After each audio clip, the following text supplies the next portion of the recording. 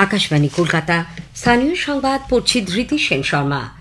বিশেষ খবর হলো, দিল্লিতে মালদার এক পরিযায়ী পরিবারের একটি শিশু ও তার মাকে পুলিশ নিষ্ঠুরভাবে মেরেছে বলে পশ্চিমবঙ্গের মুখ্যমন্ত্রী মমতা ব্যানার্জি যে অভিযোগ করেছেন, দিল্লি পুলিশ তা ভিত্তিহীন বলে খারিজ করে দিয়েছে।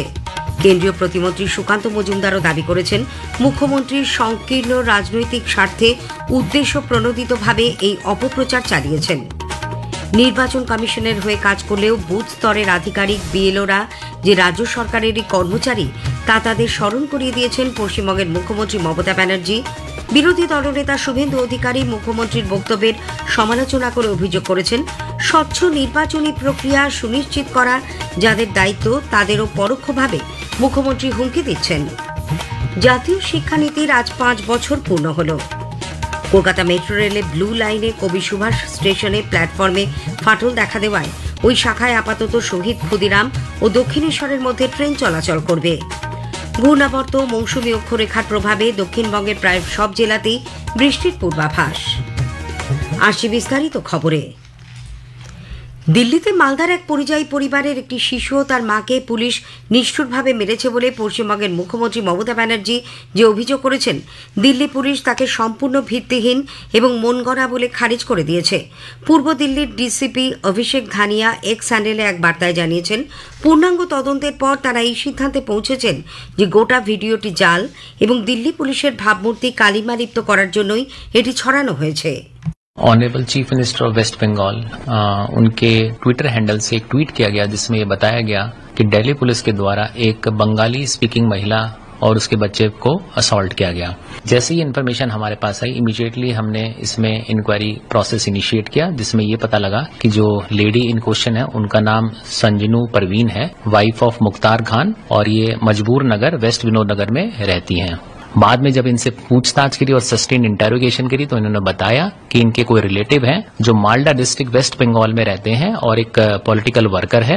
उनके कहने पे इन्होंने एक ये बेबुनियाद और बेसलेस वीडियो बनाया। इस वीडियो बना के ये जो वीडियो है ये उन्होंने अपने अंकल को वहां पर भेज दिया और वहां पर इन्होंने लोकल मीडिया में इसको सर्कुलेट करके इसको वायरल कर दिया। पूरी तफ्तीश और पूरी इंक्वायरी के बाद हम इस निष्कर्ष पे पहुंचे हैं कि ये जो पूरा वीडियो है ये बेसलेस है, फैब्रिकेटेड है, इसमें कोई भी सच्चाई नहीं है। ये वीडियो जानबूझकर सोशल मीडिया पे वायरल किया है ताकि दिल्ली पुलिस की जो इमेज है उसको खराब किया जा सके। इसमें अभी भी हमारी इंक्वायरी जो है निष्कर्ष के तरफ जा रही है।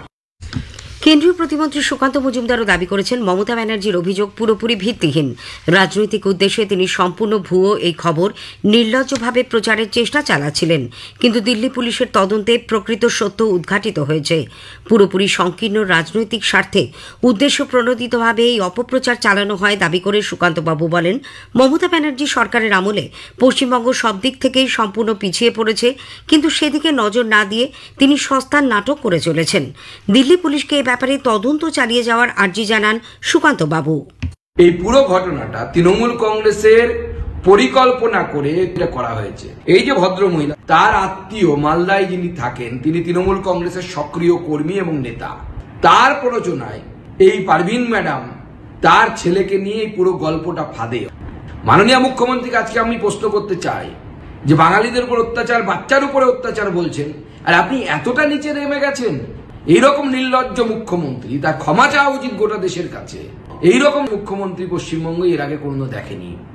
আমি দিল্লি পুলিশকে অনুরোধ করব এই তদন্তকে এগিয়ে নিয়ে যাওয়ার জন্য, পশ্চিমবঙ্গের মুখ্যমন্ত্রীর বিরুদ্ধে মামলা দায়ের করার জন্য আমি অনুরোধ করব। কারণ পশ্চিমবঙ্গের মুখ্যমন্ত্রী 10 কোটি মানুষকে বোকা বানানোর চেষ্টা করেছেন। এই ধরনের মুখ্যমন্ত্রীকে আমরা ধিক্কার জানাই, আমরা প্রতিবাদ জানাই।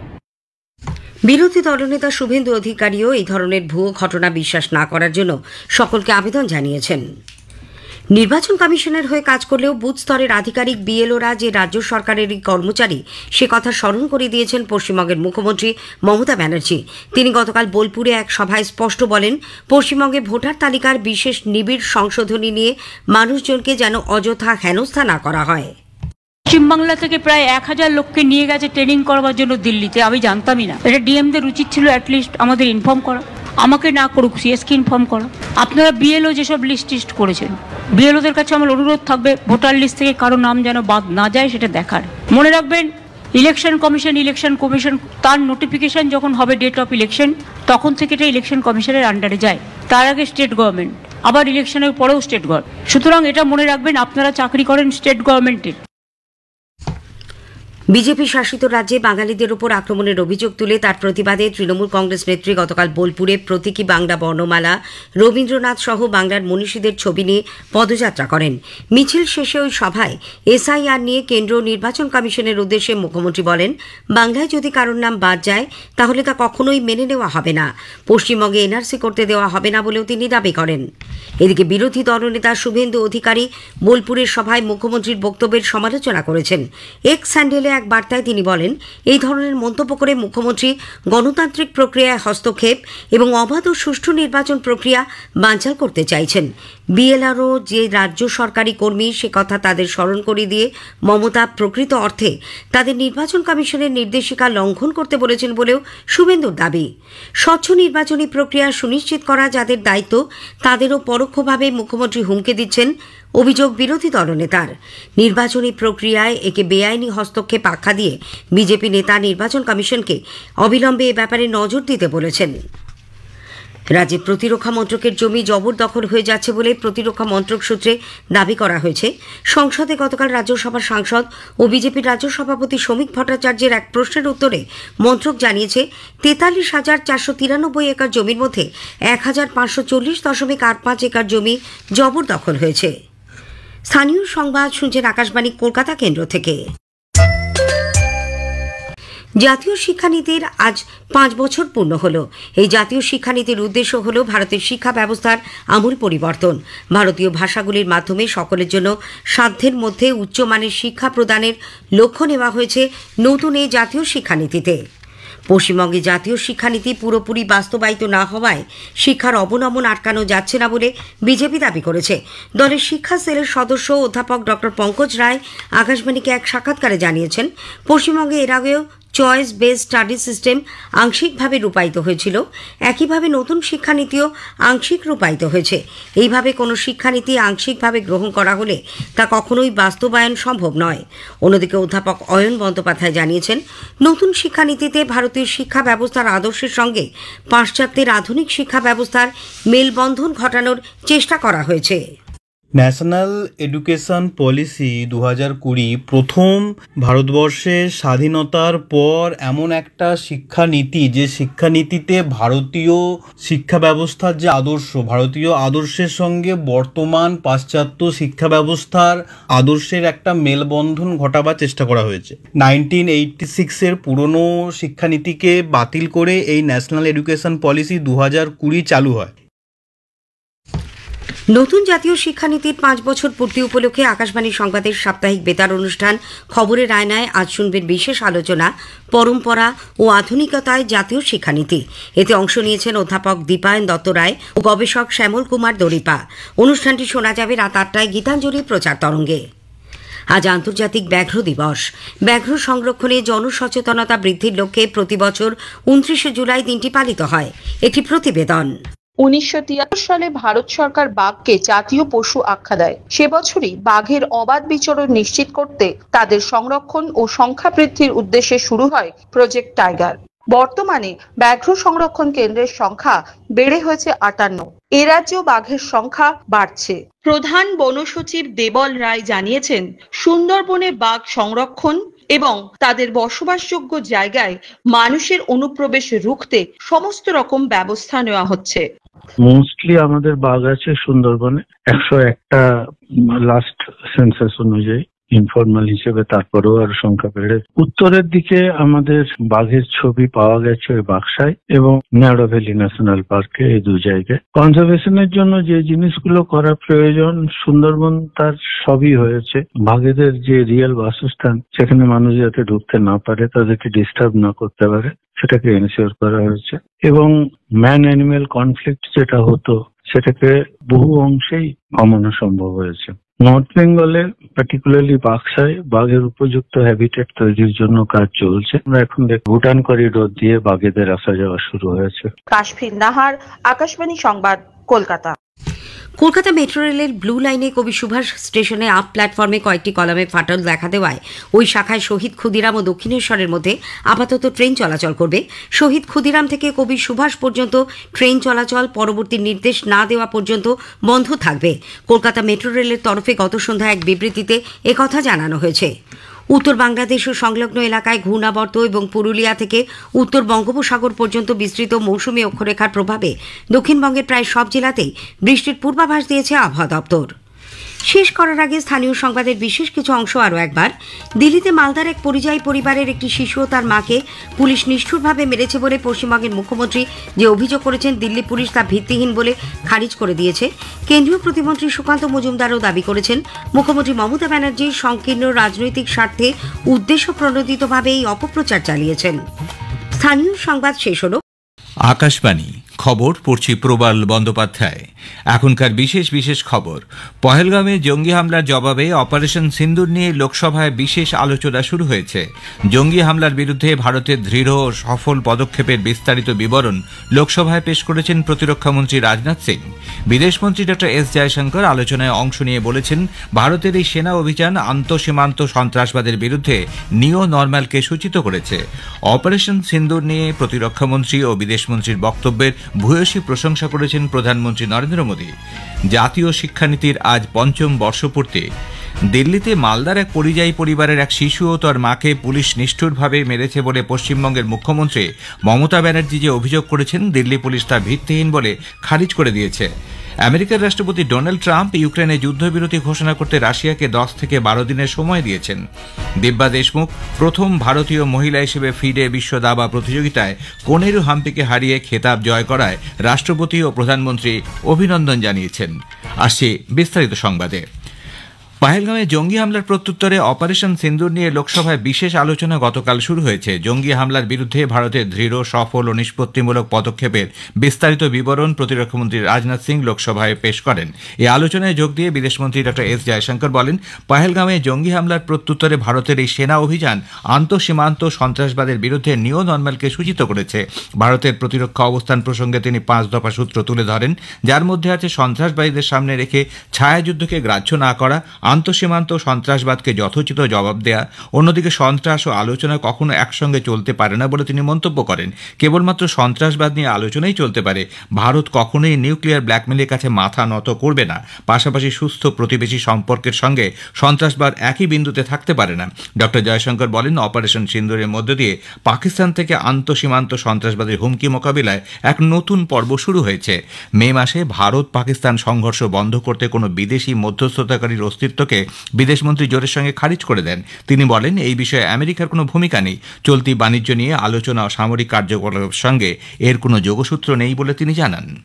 There was no call between the Prime Minister and President Trump from the 22nd of April when President Trump called up to convey his sympathy and the 17th of June when he called up Prime Minister in Canada to explain why he could not meet.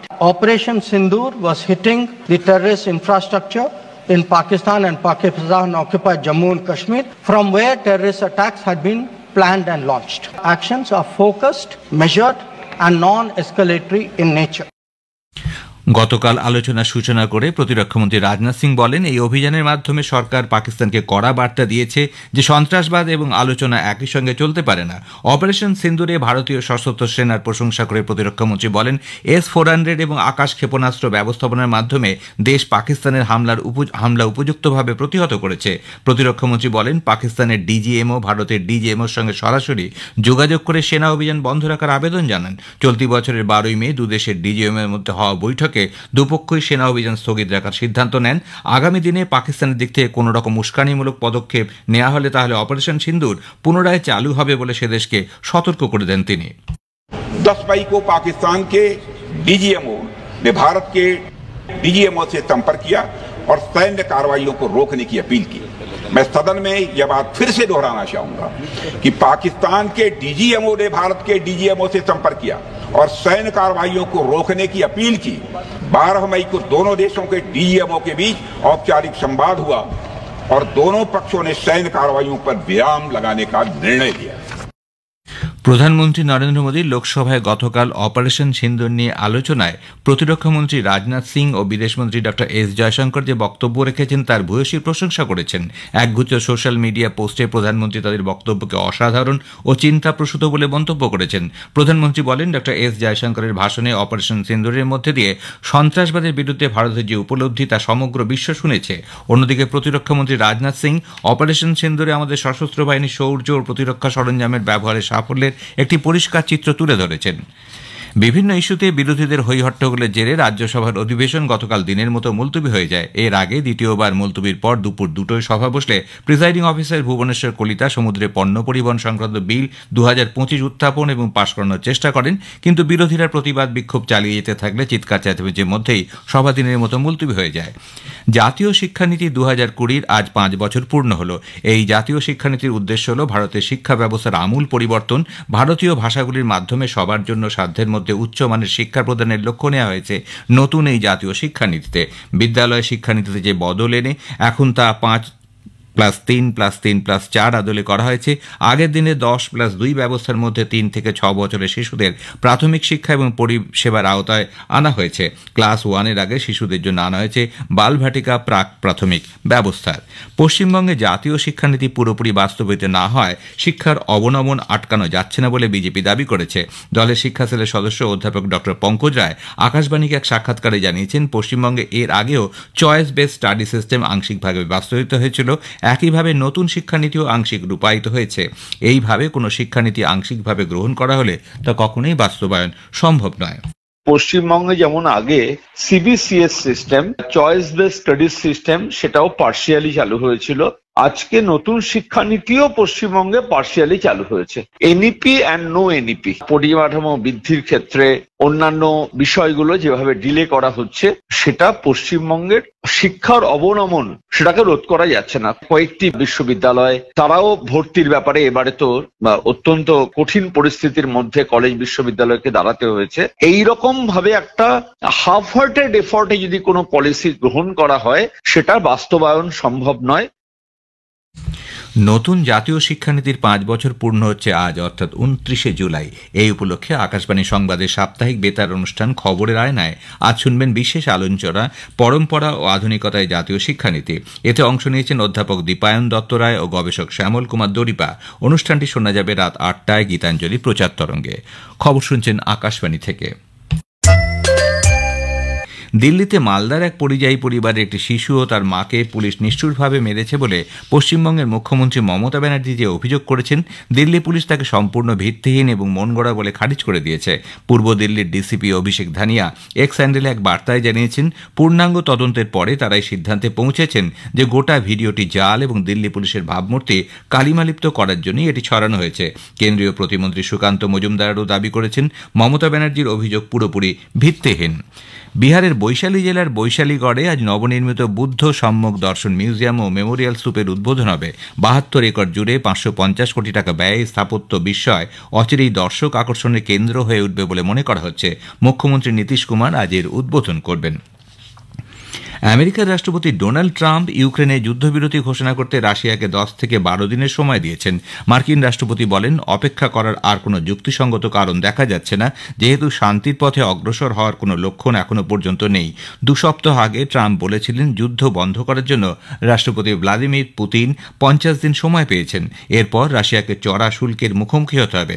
স্কটল্যান্ডে সাংবাদিক সম্মেলনে বলেন তিনি, যুদ্ধ বন্ধ করার নতুন সময়সীমা আজ ঘোষণা করবেন। আজ আন্তর্জাতিক ব্যাঘ্র দিবস। ব্যাঘ্র সংরক্ষণে সচেতনতা বৃদ্ধির লক্ষ্যে প্রতি বছর 29শে জুলাই এই দিনটি পালিত হয়। বিগত কয়েক বছরে এদেশে বেড়েছে বাঘের সংখ্যা। গবেষকদের মতে ভারতে বাঘের সংখ্যা এখন 3600-রও বেশি। রাষ্ট্রপতি দ্রৌপদী মুর্মু ফিডে মহিলা বিশ্বকাপে জয়ী ও রানার্স আপ হওয়া দিব্যা দেশমুখ ও কোনেরু হাম্পিকে অভিনন্দন জানিয়েছেন। শ্রীমতী মুর্মু বলেন, 2 ফাইনালিস্টই দাবায় ভারতের দক্ষতাকে বিশ্বমঞ্চে তুলে ধরেছেন। প্রধানমন্ত্রী নরেন্দ্র মোদী মহিলা দাবাড়ু দিব্যা দেশমুখের সাফল্যের প্রশংসা করেছেন। একটি সোশ্যাল মিডিয়া পোস্টে তিনি বলেছেন, দিব্যা দেশমুখ শুধুমাত্র 2025 ফিডে মহিলা বিশ্বকাপে জেতেননি, একই সঙ্গে গ্র্যান্ডমাস্টার হয়েছেন। প্রধানমন্ত্রী তাকে এই সাফল্যের জন্য অভিনন্দন জানিয়েছেন। উল্লেখ্য, ভারতের দিব্যা দেশমুখ প্রথম ভারতীয় মহিলা হিসেবে ফিডে দাবা বিশ্বকাপ জিতে ইতিহাস সৃষ্টি করেছেন জর্জিয়ার বাতমিতে গতকাল স্বদেশী কনিরু হাম্পিকে হারিয়ে চতুর্থ ভারতীয় মহিলা গ্র্যান্ডমাস্টার হলেন দিব্যা। শেষ করার আগে বিশেষ বিশেষ খবরের কিছু অংশ আবার পড়ছি। পহেলগাঁওয়ে জঙ্গি হামলার জবাবে অপারেশন সিন্দুর নিয়ে লোকসভায় বিশেষ আলোচনা শুরু হয়েছে। জঙ্গি হামলার বিরুদ্ধে ভারতের দৃঢ় সফল পদক্ষেপের বিস্তারিত বিবরণ লোকসভায় পেশ করেছেন প্রতিরক্ষামন্ত্রী রাজনাথ সিং। অপারেশন সিন্দুর নিয়ে প্রতিরক্ষামন্ত্রী ও বিদেশমন্ত্রীর বক্তব্যের ভূয়সী প্রশংসা করেছেন প্রধানমন্ত্রী নরেন্দ্র মোদী। জাতীয় শিক্ষানীতির আজ ৫ম বর্ষপূর্তি। আমেরিকান রাষ্ট্রপতি ডোনাল্ড ট্রাম্প ইউক্রেনে যুদ্ধবিরতি ঘোষণা করতে রাশিয়াকে 10 থেকে 12 দিনের সময় দিয়েছেন। খবর শেষ হল।